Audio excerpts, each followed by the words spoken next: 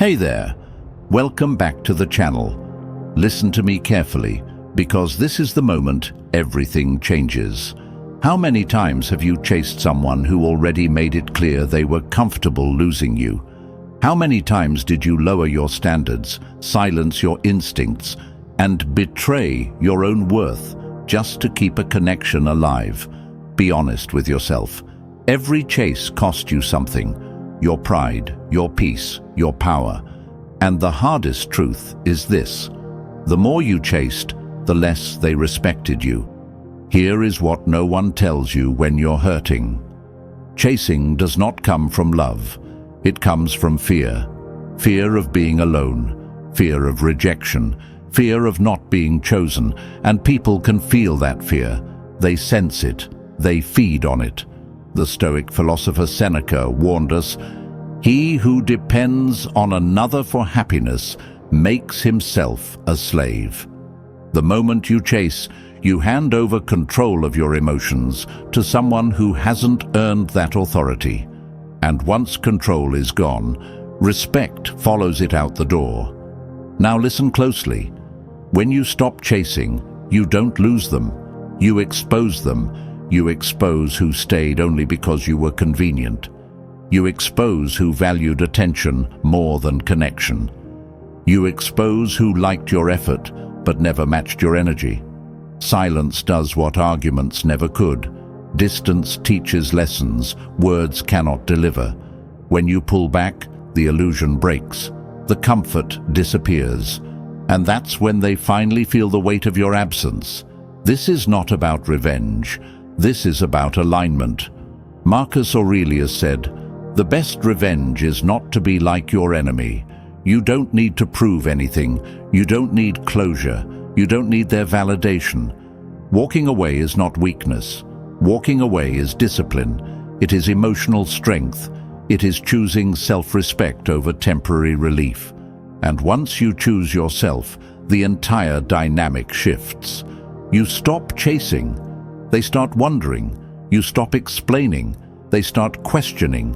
You stop reaching. They start feeling. Understand this clearly. People only crawl back when they realize access to you was a privilege, not a guarantee. They don't miss you when you're available. They miss you when you're gone, when your energy is no longer on tap, when your attention is no longer free, when your presence is no longer automatic. That's when reality hits them hardest. So, from this moment forward, you do not chase. You do not beg. You do not shrink. You stand firm. You walk away calmly, and you let silence do the talking. Before we go any further, lock this truth into your mind and your spirit. Drop this affirmation in the comments right now and mean every word. I choose dignity over chasing, and I never beg for what should be given freely. Number 1. Withdraw your attention and reclaim command. Stop feeding what refuses to nourish you. Attention is currency, and you've been spending it on someone who never invested back. From this second forward, you pull it in. You don't announce it. You don't explain it. You don't hint at it. You simply stop offering access. This is not avoidance. This is authority. The Stoics understood this deeply. Epictetus said, "If you want to improve, be content to be thought foolish and stupid." Translation for today: let them misunderstand your silence while you protect your center. When you remove your focus, you disrupt the pattern that kept them comfortable. Patterns create entitlement. Entitlement destroys respect. Your withdrawal resets the balance without a single argument. You're not punishing anyone. You're restoring order. Command your schedule. Guard your replies. Slow your responses until urgency disappears. Invest your time into habits that strengthen your body, sharpen your mind, and stabilize your emotions. As you do this, something powerful happens. The nervous energy that once chased outward turns inward and becomes discipline. Discipline becomes confidence. Confidence becomes gravity. Gravity draws attention without effort. This is how the dynamic flips, not by proving value, but by living it. When you stop supplying reassurance, they face uncertainty. When you stop smoothing discomfort, they confront consequences. When you stop filling silence, they hear it. That quiet presses on them because it reveals what they lost control over. Meanwhile, you gain clarity. You see who reaches out with substance and who only misses convenience. You recognize who respects boundaries and who resents them. That information is priceless. Do not rush this phase. Hold your line. Let days pass. Let routines build. Let your nervous system calm. You're training yourself to stand unreactive, unneeded, unmoved. Marcus Aurelius wrote, "You have power over your mind, not outside events. Realize this, and you will find strength. Strength grows here, in restraint. Command is not loud. Command is steady. By withdrawing attention, you teach others how to approach you, and you teach yourself that your presence is earned, not chased. Stay consistent. Consistency is the signal. End this tip by locking it in publicly. Number 2, stop explaining yourself and let action set the rules. End the habit of over-explaining. Every extra word weakens your position. When you explain your choices, you hand control to people who never needed a vote. Silence after decision is dominance. Stoic wisdom cuts clean here. Seneca said, "He who explains himself accuses himself." You owe no defense for choosing peace, distance, or growth. Once you decide, you move. No footnotes, no emotional justifications, no long messages trying to be understood. Understanding is not required for respect. Action sets the standard. When you stop narrating your motives, others are forced to observe your behavior instead of dissecting your emotions. Observation creates clarity. Clarity creates boundaries. Boundaries create authority. This is where power consolidates. Speak less. Do more. If you step back fully. If you say no, let it stand without decoration. If you leave a situation, don't circle back to soften the exit. Soft exits invite re-entry. Firm exits teach finality. People test what they think they can bend. When you stop explaining, there is nothing to bend. Your life becomes clean lines instead of blurred edges. This also retrains your inner world. You learn to trust your judgment without external approval. You stop checking reactions. You stop waiting for validation. You stop shaping decisions around other people's comfort. Emotional control strengthens here. Calm replaces anxiety. Certainty replaces doubt. The mind settles because it's no longer performing. Remember, you are not responsible for managing how others feel about your growth. Their discomfort is not your emergency. When questions come, answer briefly or not at all.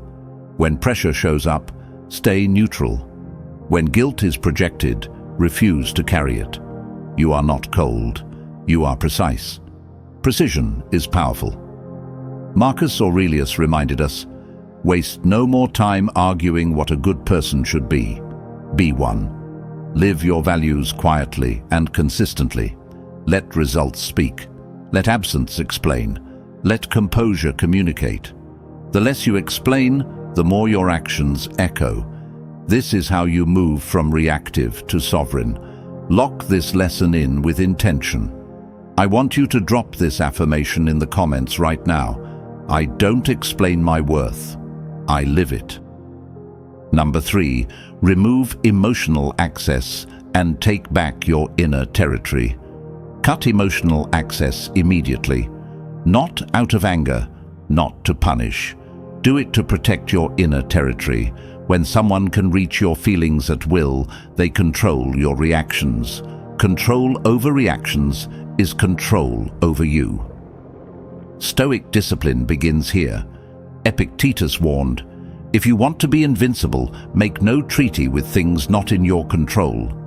Other people's moods, messages, delays, silence, approval, or rejection are not yours to manage.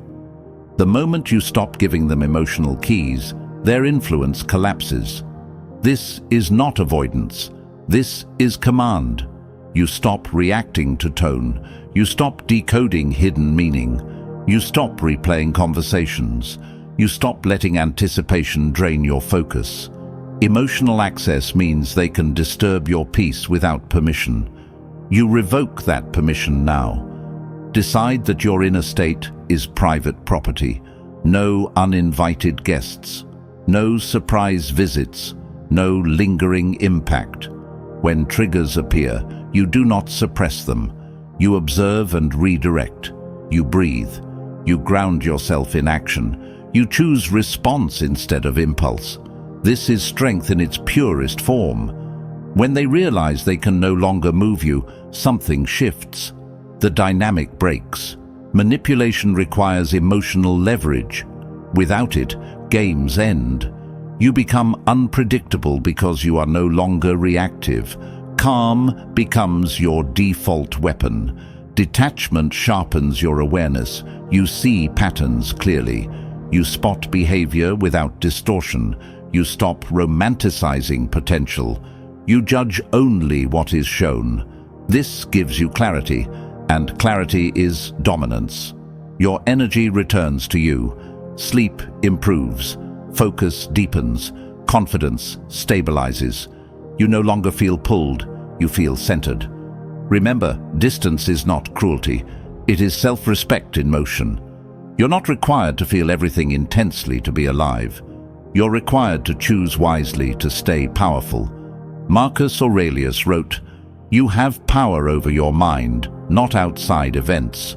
Realize this, and you will find strength." Practice this daily. When emotions rise, pause before responding. Delay replies. Shorten engagement. Redirect attention to physical movement or creation. Build the habit of neutrality. Neutrality starves chaos. Over time, your presence alone will command respect because it is steady and unshaken. Seal this lesson now. Number 4. Control your time and force respect without saying a word. Take command of your time immediately. Time is the clearest signal of value in this world. When someone believes they can access you whenever they want, they assume you are available, flexible, and secondary to their needs. That belief must be destroyed through action, not explanation. Stop rearranging your schedule. Stop responding instantly. Stop pausing your life to accommodate uncertainty. Every minute you protect sends a silent message louder than any confrontation. The Stoics understood this deeply. Seneca said, "It is not that we have a short time to live, but that we waste much of it." Wasting time on people who hesitate, manipulate, or test your limits weakens your position. Guarding your hours rebuilds authority. When you prioritize your work, health, learning, and progress, you shift the balance. They feel it. They sense the loss of access. Suddenly, attention becomes something they must earn, not expect. This is not about playing hard to get. This is about becoming hard to interrupt. Structure your days with intention. Decide when communication fits, not when it demands. If a message arrives during your focus block, it waits. If a call interrupts your momentum, it goes unanswered. You are training the world how to treat you through consistency. Discipline creates gravity.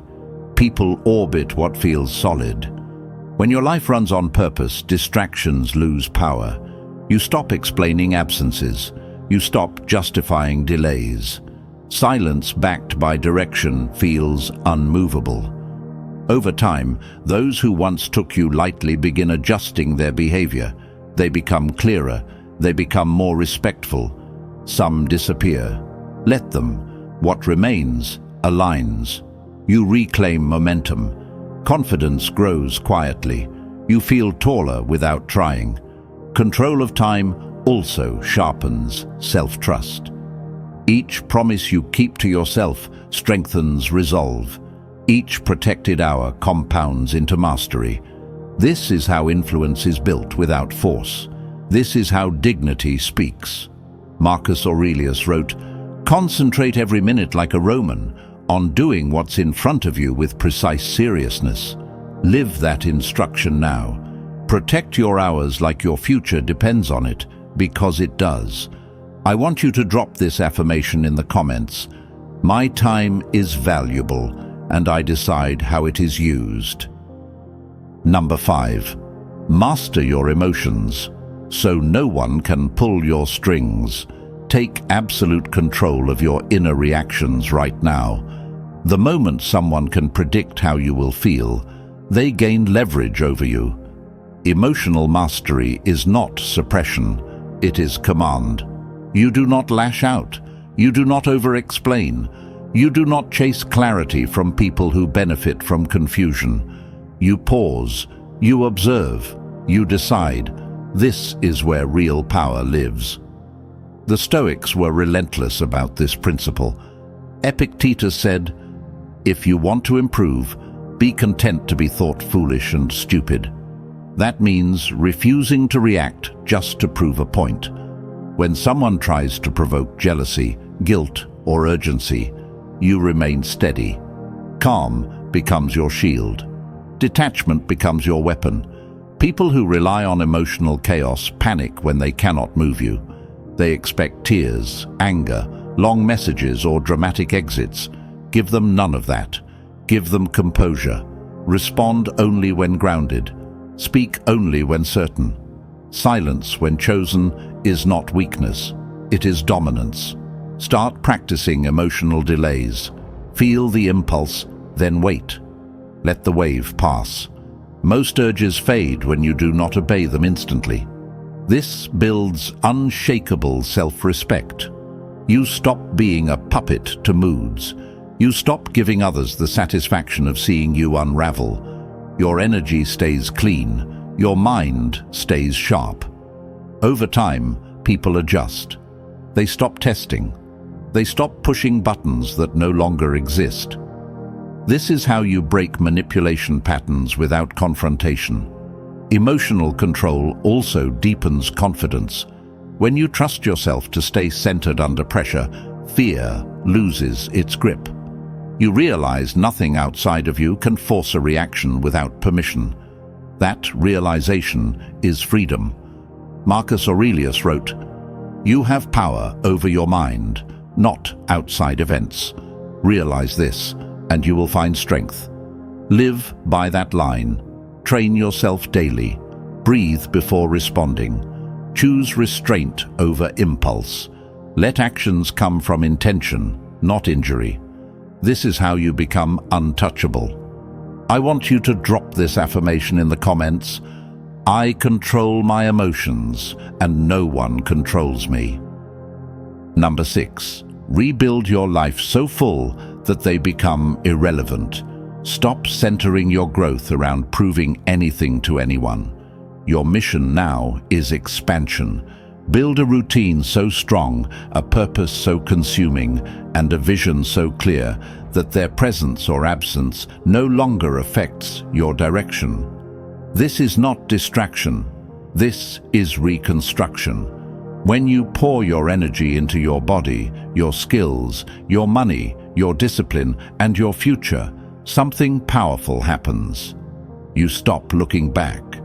People sense this shift instantly. They feel when they are no longer the main character in your story.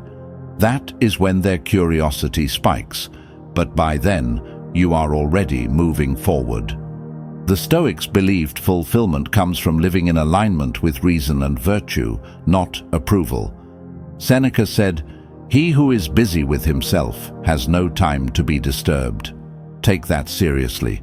Design days that demand your focus. Wake up with intention. Train your body with consistency. Learn something that sharpens your mind. Work toward goals that scare you. When your schedule is tight and your standards are high, drama cannot enter. You are too busy building.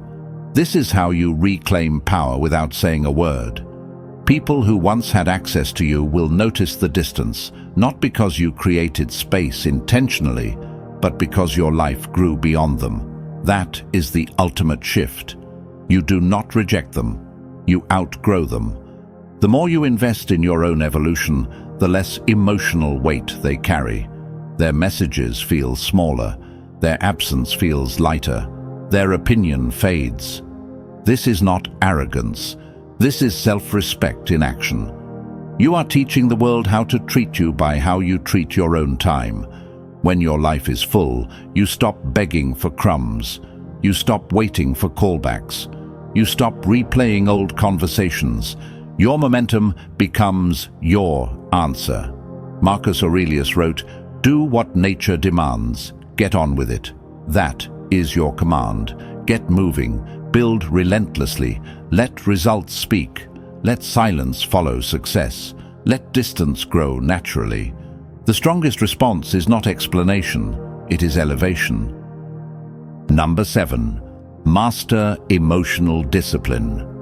So nothing can control you. This is where real power is forged, not in silence alone, not in distance, but in command over your inner state.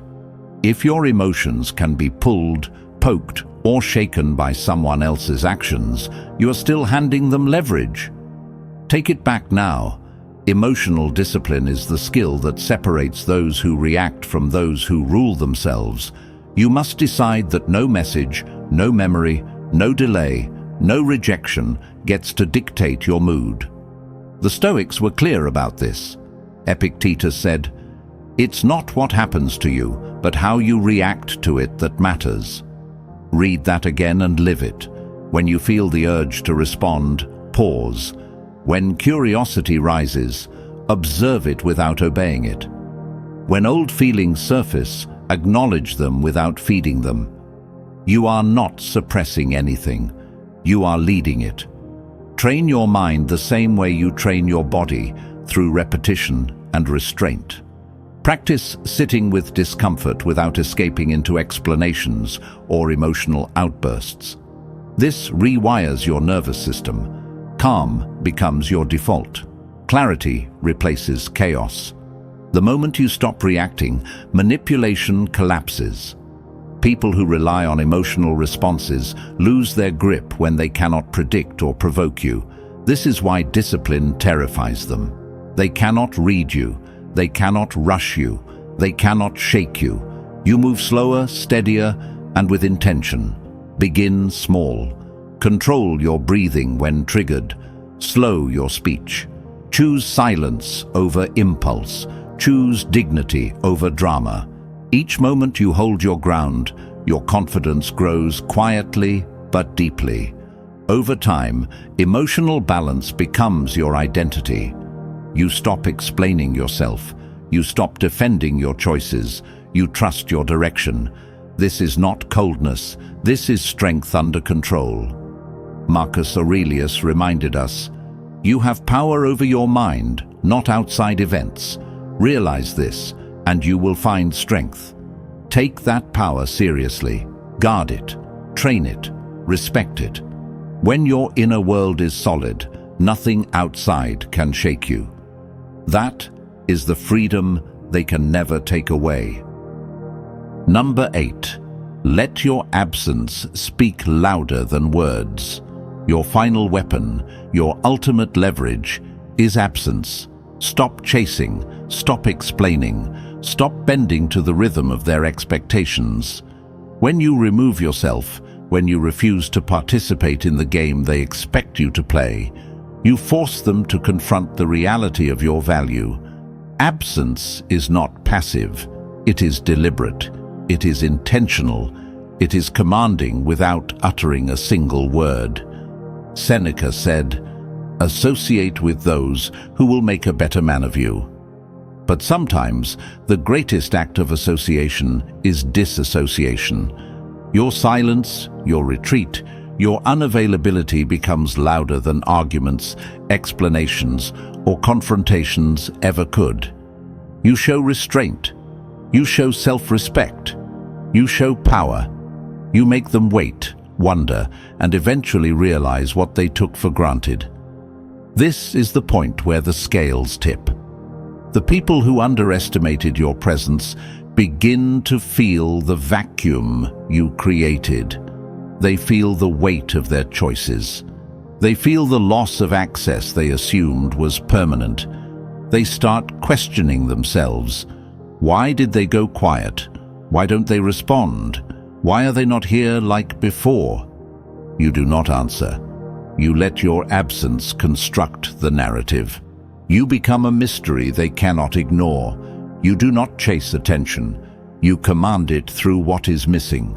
The strength in this moment comes from your ability to detach and maintain composure while the other side scrambles.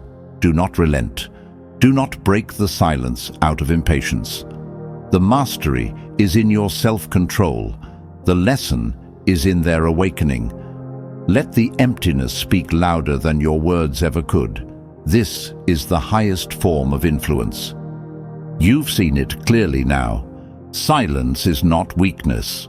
Walking away is not defeat. Your restraint, your self-discipline, your refusal to chase what does not honor your value, that is strength. You are not at the mercy of others' recognition, their approval, or their manipulations. You are the master of your presence, your emotions, and your energy. Remember Marcus Aurelius. You have power over your mind, not outside events. Realize this, and you will find strength. Every time you step back, every time you hold your ground, every time you protect your peace, you reclaim control. Let them wonder, let them question, let them feel the void that only you can fill. This is not revenge, this is mastery. This is emotional intelligence. This is self-worth in action. You are building unshakable confidence, unbreakable boundaries, and undeniable power. Carry this forward. Carry it into every interaction, every relationship, every challenge. The more you honor yourself, the more others are forced to recognize your worth. Now it's time to act. Step into your power, hold your silence when it matters, and let your absence teach the lessons your words never could. You are not here to beg, to explain, or to prove yourself. You are here to rise, to grow, and to dominate your life with dignity and control. Stand firm, stay patient, and watch the world adjust to your strength. If you commit to this path, you will see a transformation not just in how others treat you, but in how you see yourself. I want you to drop this affirmation in the comments. I am in control. My strength commands respect. My presence and absence are equally powerful.